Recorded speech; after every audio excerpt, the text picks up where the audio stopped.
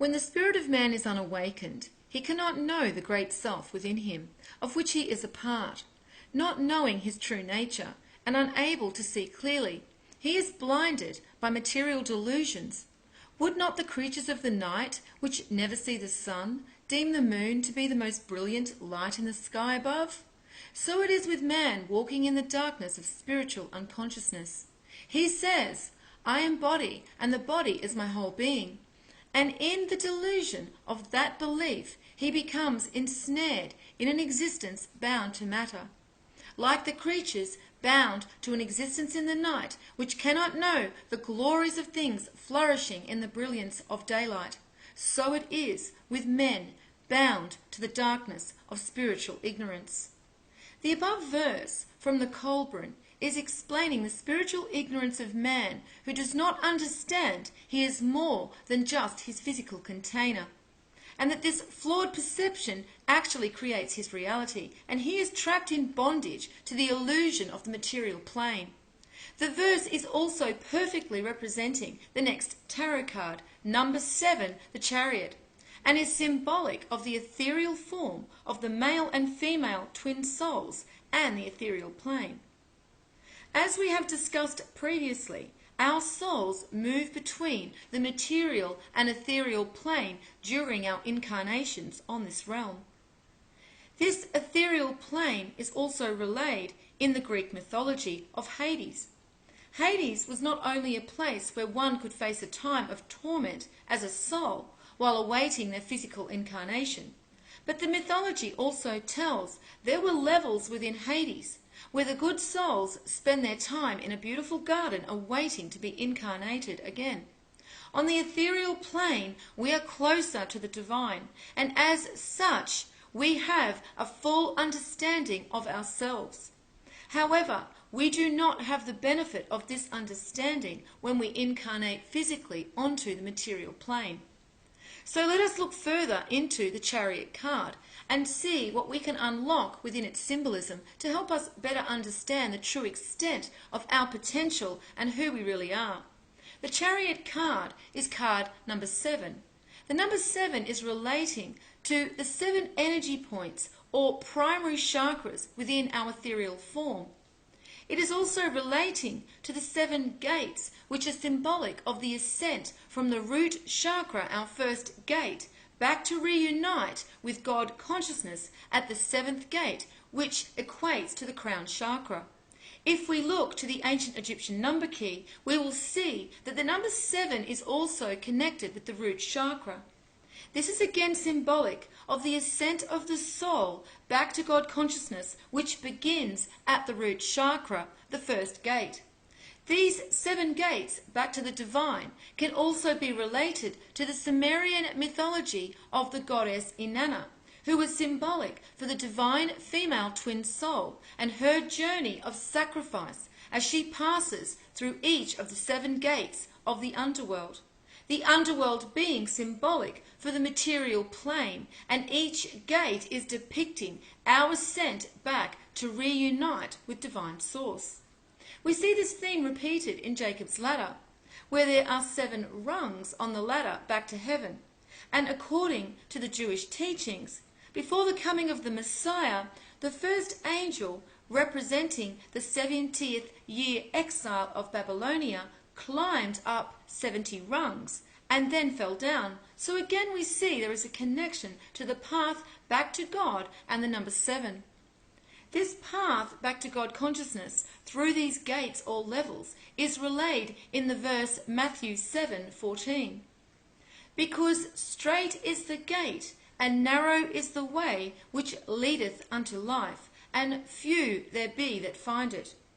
The number 7 is relating this to our ethereal self, and 1 and 4 equals 5, which is symbolic of our covenant with God. So let us see where the Chariot card falls on the Fibonacci sequence. And we see it is on the number 13 in the sequence, and number 13 is also positioned at the top of the ancient Egyptian number key, connected to the 3rd eye and crown chakra. 13 is also connected to the number 13 death card. However, this is not something to be feared, as it is representing the death of our physical container.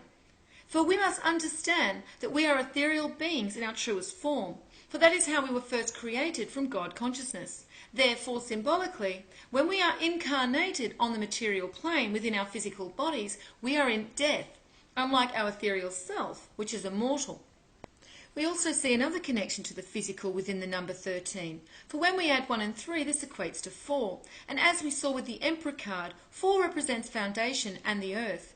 So this is what the death card is symbolic for, the death of our physical containers on the material plane. However, the establishment have used the fear of death as a tool to control the masses. And they have ensured that the herd were not only programmed to fear physical death, but to also fear the number 13 and view it as evil, when in fact it is symbolic of the resurrection of our soul and life. When we look to the ancient Egyptian number key, the number 13 is related to the third eye and crown chakra. We can even view these two chakras as working together, as these energy points represent where our soul consciousness meets God consciousness. The crown chakra actually begins at the Ajna third eye chakra, which is connected to us physically at the pineal gland, and then permeates out into pure consciousness to sit above the head as a crown. This is why the crown chakra is sometimes shown at the third eye pineal gland area, as this is the point where our soul and our consciousness reunites with God.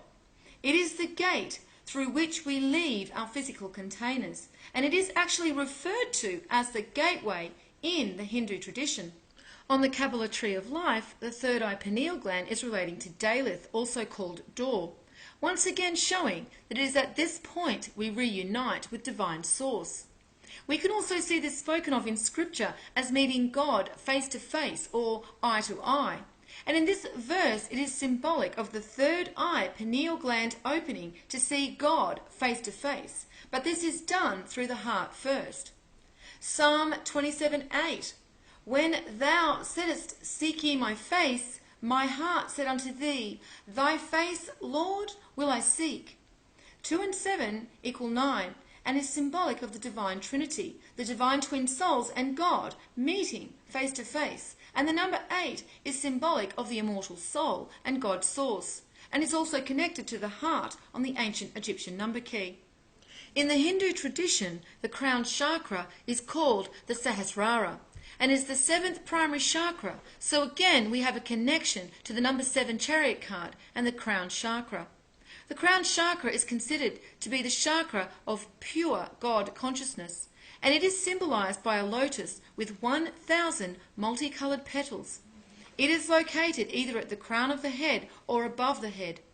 This chakra contains the white drop, or bodhicitta, a Sanskrit word meaning that which is conscious. In the ancient Hindu teachings, the crown chakra is represented by the color white and is connected to inner wisdom and the death of the body. In Tibetan Buddhism, the point at the crown of the head is represented by a white circle with 33 downward pointing petals. It is of primary importance in the performance of phawa, which means the projection of consciousness after death, or a transference of consciousness at the time of death, in order to obtain a rebirth in a pure land. So again, in both these different cultural teachings, we see that the death of the physical body is connected with this chakra, which is symbolically what the 13 Death Tarot card is also showing us. The pure land they are referring to is symbolic for a time on this realm at the beginning of the cycle, when all including Mother Earth are at the height of an illumination of divine consciousness. The ancient Egyptians called this Aru, the field of reeds. And this is the place all souls aspired to rebirth into, a new cycle of incarnations beginning with a golden age. The reuniting with God consciousness at this point is also depicted in the symbolism of the third eye chakra, where we see the sun and the moon shown on either side of the triangle. The triangle points downwards, representing ethereal and divine forces being brought down onto the physical plane. The sun is symbolic of the male twin soul, and the moon is representing the female twin soul. It is at this point the Trinity are reunited, and this is symbolically represented by the triangle over the large white circle in the middle. The seed syllable for this chakra is the syllable Om, and the presiding deity is Arharishvara, who is half male and half female, representing Shiva and Shakti. As we now understand from previous videos, Shiva and Shakti are symbolic of the divine male and female twin souls in their ethereal forms.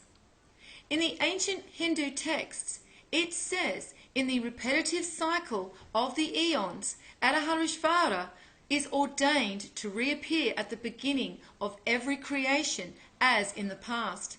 And Utpala, a 10th century Indian mystic, called this form the Lord whose half is the fair one. So we can see the divine twin souls and unification with God consciousness are being symbolically shown connected at this point. In Kwai Gong, a form of martial arts, the highest dantian is located at this position. This is known as one of the 3 furnaces that converts energy in the body. In this dantian, the spiritual Shen energy is converted into Wuji, the infinite space of void. This void, Wuji, is referring to the space in the vortex that connects our consciousness with the divine consciousness. And this is why we see that the heart and third eye pineal gland are connected. For as shown in the previous videos, the heart is the other vortex that also connects us to God. Finally, we see this connection to God consciousness, Orion, and the number 13, also shown in an unusual artifact found in Ecuador in the 1980s. The artifact was made of a very ancient black stone, and etched upon it were 13 levels of bricks leading up to an eye. When the artifact was put under a UVA light, these etchings illuminated. Even more interesting, on the bottom of the pyramid there were also symbols etched into it, as well as gold inlays representing Orion's belt. This conclusion of the inlays equating to Orion's belt is also shared by the well-respected researcher Klaus Donner. When the symbols on the bottom were translated by a German linguist, Kurt Schildmann, he said they were a very early pre-Sanskrit language, and what they translated to was the Son of the Creator comes. So now we have a clear representation in the artifact of the illumination of Orion and the divine twin souls represented by the sun, which also equates to Jesus and Mary Magdalene. And this illumination of the divine souls is an illumination of that part of the divine within us all. This is the end of part 1 of number 8 in the Mystery Teachings series. In part 2, we will look further into the information being unlocked within the symbols and numbers connected to the Chariot card, an ancient Egyptian number key. We will also uncover a connection to the numbers and symbols related to these chakras and the esoteric knowledge of the Freemasons.